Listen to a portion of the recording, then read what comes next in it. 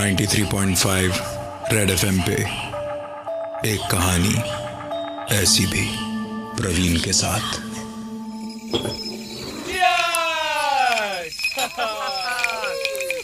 पलाश, विक्रम और राजीव बहुत सालों के बाद मिले थे। कॉलेज के दोस्तों को पार्टी तो करनी ही थी, तो पलाश के पुराने खाली पड़े मकान की छत पे ही सारा सामान लेकर बैठ गए। सालों से दफन पड़ी कहानियां, बातें और किस्से सब एक एक करके वापस आ रहे थे। बातों ही बातों में उसी घर का जिक्र हुआ जिसकी छत पर ये लोग बैठे थे। विक्रम और राजीव बार बार उस दिन की बात पूछ रहे थे, जिसके बाद से कॉलेज में भी पलाश शांत रहता था। पलाश थोड़ी देर चुप रहा और उसके बाद बोला, उस दिन मैं कॉलेज से थोड़ा जल्दी ही लौटा था। तुम दोनों टूर्नामेंट खेलने दिल्ली गए हुए थे। मेरी तबीयत भी ठीक नहीं थी, तो मैंने सोचा कि घर जाके आराम कर लूंगा। घर पहुंचा तो देखा चारों तरफ भीड़ लगी थी। इसी घर में नीचे वाले माले पर वर्मा अंकल, उनकी बीवी और उनकी बेटी सोनाली रहते थे। मुझे गेट के बाहर से ही वर्मा आंटी के चिल्लाने की आवाजें आ रही थी। वो रोने की आवाज मैं कभी भूल नहीं सकता। मेरी माँ और मोहल्ले के और लोग उन्हें किसी तरह चुप कराने की कोशिश कर रहे थे, और वर्मा अंकल एक कोने में सर पे हाथ रखे बैठे थे और कमरे में पंखे से आंटी की साड़ी से बंधी सोनाली की लाश लटकी हुई थी। मैं वो मंजर कभी नहीं भूल सकता। उसकी आंखें बाहर को निकली हुई थी। हमें से कोई कभी सोच भी नहीं सकता था कि सोनाली कभी ऐसा करेगी। कमरे में एक सुसाइड नोट भी था, जिससे पता चला कि उसे किसी लड़के से प्यार था, जिसका अपने कॉलेज की क्लासमेट से अफेयर होने की वजह से उसने अपनी जान दे दी। उस सुसाइड नोट की बातें पढ़ पढ़ के अंकल आंटी ने अपने आप को बार बार कोसा।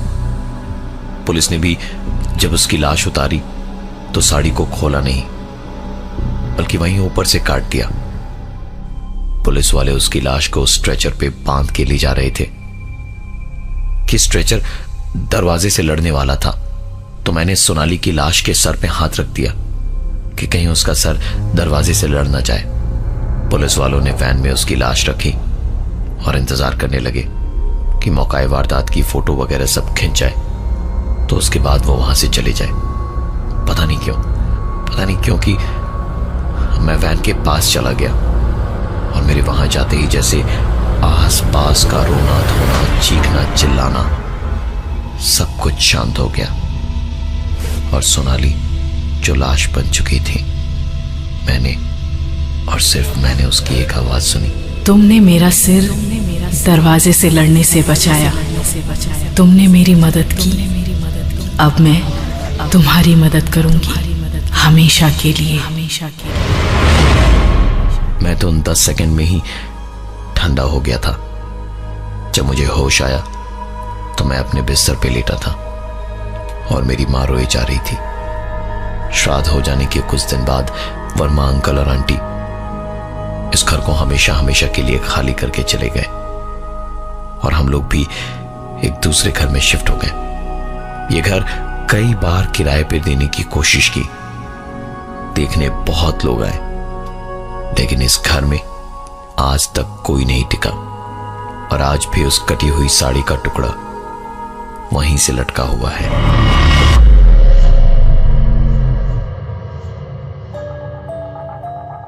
नाइन्टी 93.5 रेड एफएम पे एक कहानी ऐसी भी, प्रवीण के साथ। पलाश, विक्रम और राजीव जब कई साल बाद मिले तो पलाश के पुराने खाली पड़े मकान की छत पे महफिल जमी। उस घर में कई साल पहले सोनाली ने अपनी मां की साड़ी से लटक के सुसाइड किया था, और पलाश ने बताया कि उस साड़ी का बंधा हुआ टुकड़ा अभी भी वहीं है। पलाश राजीव और विक्रम को यह बता ही रहा था कि विक्रम ने हंसते हुए कहा, भाई तू इतनी अच्छी कहानियां सुनाता है, फिल्मों में ट्राई क्यों नहीं करता? तेरी कहानियां बड़ी जबरदस्त चलेंगी यार। पलाश को थोड़ा बुरा लगा, इसलिए उसने चिढ़ते हुए कहा, तुझे यकीन नहीं? हाँ, तुझे यकीन नहीं हो रहा ना? चल मैं दिखाता हूं उस बंधी हुई साड़ी का टुकड़ा। पलाश उन दोनों को अंधेरे में मोबाइल के टॉर्च की रोशनी में नीचे लेकर गया। खाली बड़े मकान में सिर्फ सीढ़ियों पर उनके कदमों की आहट गूंज रही थी। पुराना बरसों से बंद बड़ा दरवाजा खोला तो दरवाजे में बड़ी लंबी एक आवाज करी जो बेहद डरावनी थी। कमरे में अंदर जाकर मोबाइल की रोशनी में बिना ऊपर देखे ही पलाश बड़ी खुशी से बोला, वो देखो, देख रहा है कि नहीं? धूल भरी साड़ी का वो बंधा हुआ हिस्सा। विक्रम और राजीव के खुले हुए मुंह देखकर खुद पलाश भी पलटा और देखा वहां कोई साड़ी का टुकड़ा नहीं बंधा था। पलाश ने उन दोनों से कहा, एक मिनट रुको, मैं फ्यूज रूम से लाइट स्विच ऑन करके आता हूं, यहीं पर है, मैं तुम्हें दिखाऊंगा। इतना कह के पलाश बाहर निकल गया कमरे से। फ्यूज रूम में पहुंच के मेन स्विच उसने ऑन किया। पूरे घर में एक एक करके सारी बत्तियां जली। वापस उस कमरे में दौड़ता हुआ आया तो पलाश एकदम खुशी से उछल पड़ा।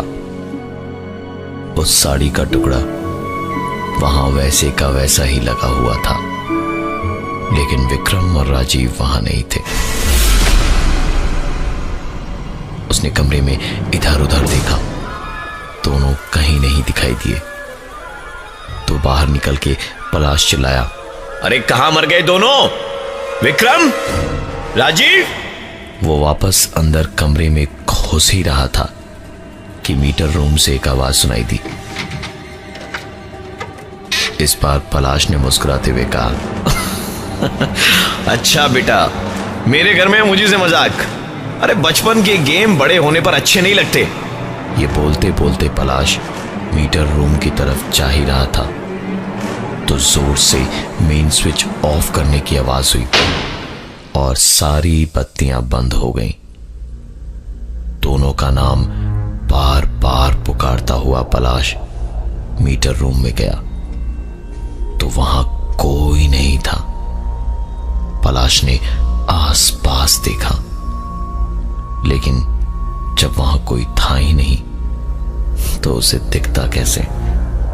पलाश ने वापस लाइट ऑन की और उसी कमरे की तरफ वापस जाने लगा तो सीढ़ियों पर चढ़ते हुए उस कमरे से एक आवाज साफ सुनाई दे रही थी। आवाज सुन के पलाश दौड़ता हुआ कमरे की तरफ गया। विक्रम और राजीव ही होंगे, इतना तो पक्का था, लेकिन उसकी ये सोच धरी की धरी रह गई जब वो अंदर उस कमरे में घुसा और देखा एक कुर्सी जो कोने में रखी थी। वो कुर्सी उसी बंधी हुई साड़ी के ठीक नीचे तक कोई घसीट के ले गया था और जमीन पे जमी धूल पे चेयर घसीटने के निशान बने थे और कुर्सी के ऊपर 2 पैरों के निशान थे।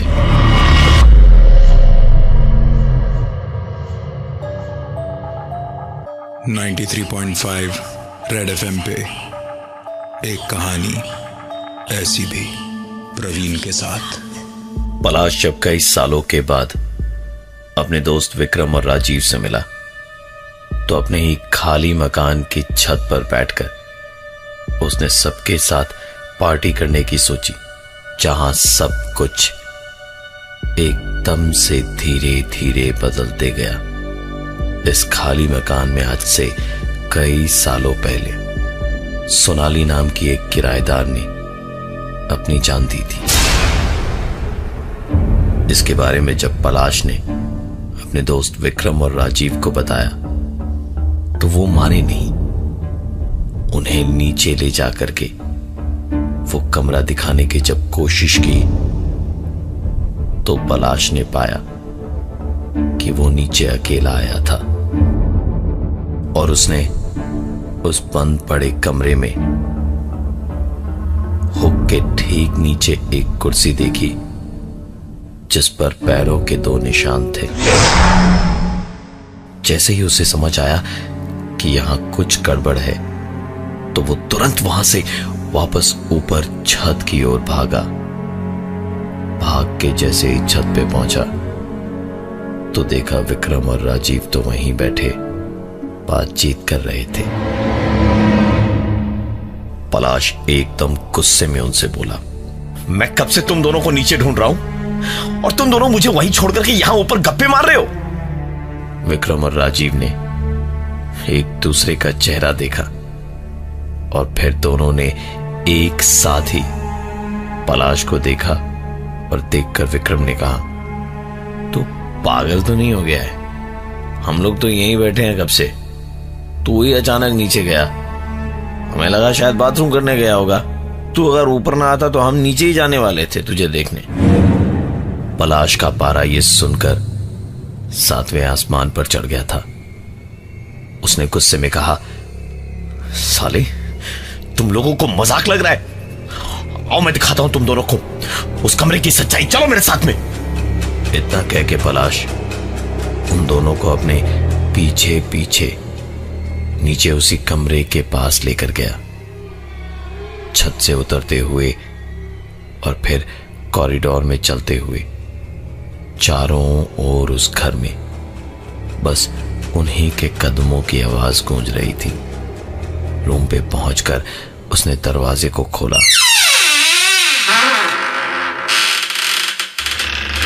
और कहा, वो देखो वो साड़ी का टुकड़ा जिससे लटक के सोनाली ने अपनी जान दी थी। और इतना कह के पलाश पीछे पलटा और देखा उसके पीछे वहां कोई नहीं था। वो सामने वापस घूमा, कमरे में चेयर ठीक, कोई साड़ी का टुकड़ा नहीं और उसके पीछे दोस्त नहीं। छत की ओर देखा तो वहां से भी कोई आवाज नहीं आ रही थी। चारों ओर खूब अंधेरा और सन्नाटा ही सन्नाटा। पलाश छत से आती हुई हल्की रोशनी के सहारे ही छत की ओर दौड़ा। दौड़ते दौड़ते छत के दरवाजे के पास पहुंचा ही था कि दरवाजा बहुत जोर की आवाज के साथ उसके मुंह पे बंद हो गया।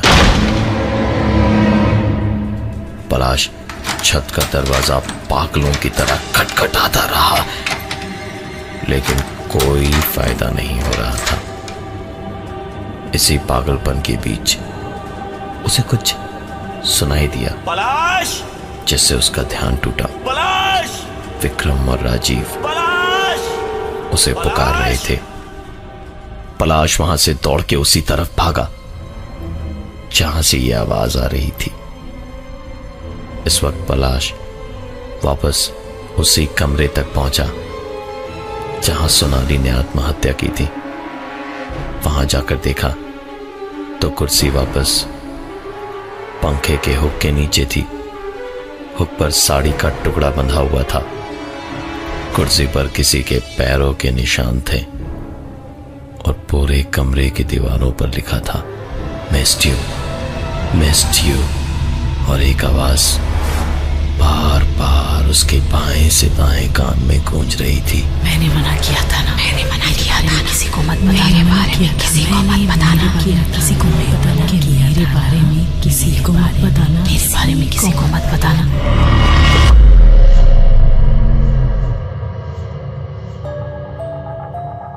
93.5 रेड एफएम पे एक कहानी ऐसी भी, प्रवीण के साथ। ये पलाश का वही मकान था जो कई सालों से खाली पड़ा था। विक्रम और राजीव जब बहुत सालों बाद उससे मिले तो उसी मकान की छत पे पार्टी का प्लान बना, लेकिन ये सारा प्लान तितर बितर हो गया।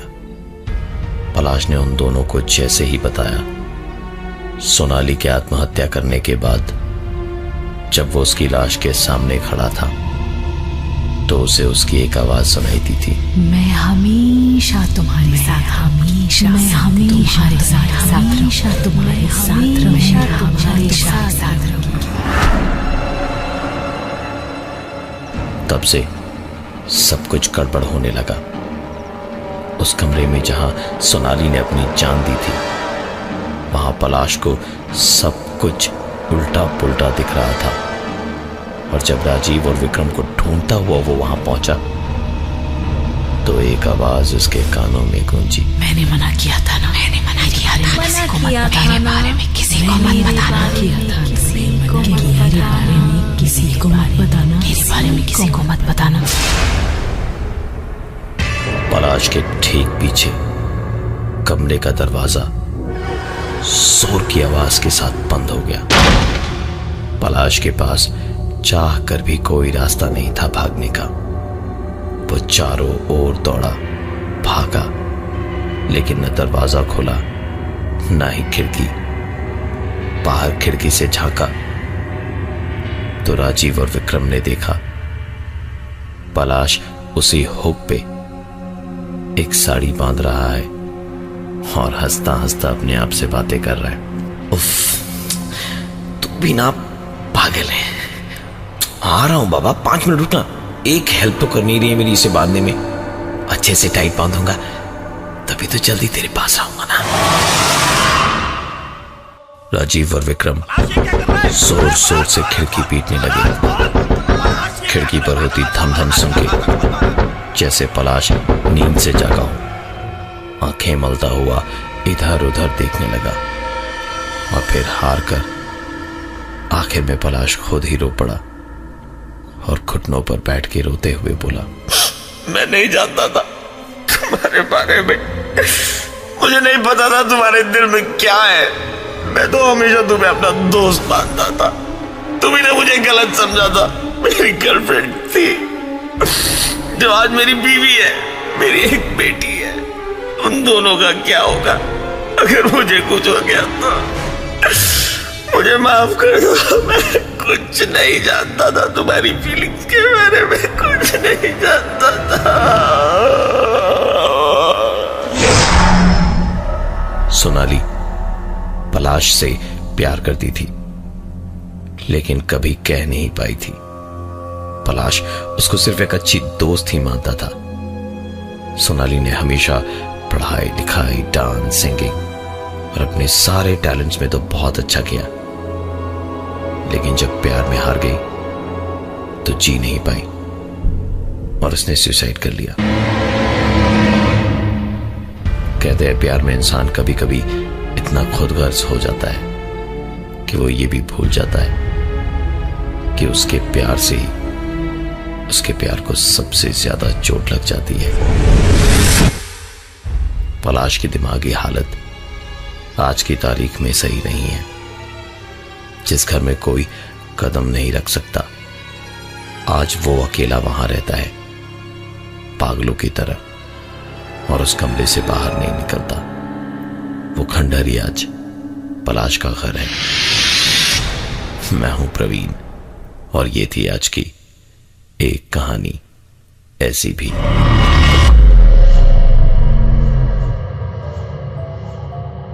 93.5 रेड FM पे एक कहानी ऐसी भी प्रवीण के साथ।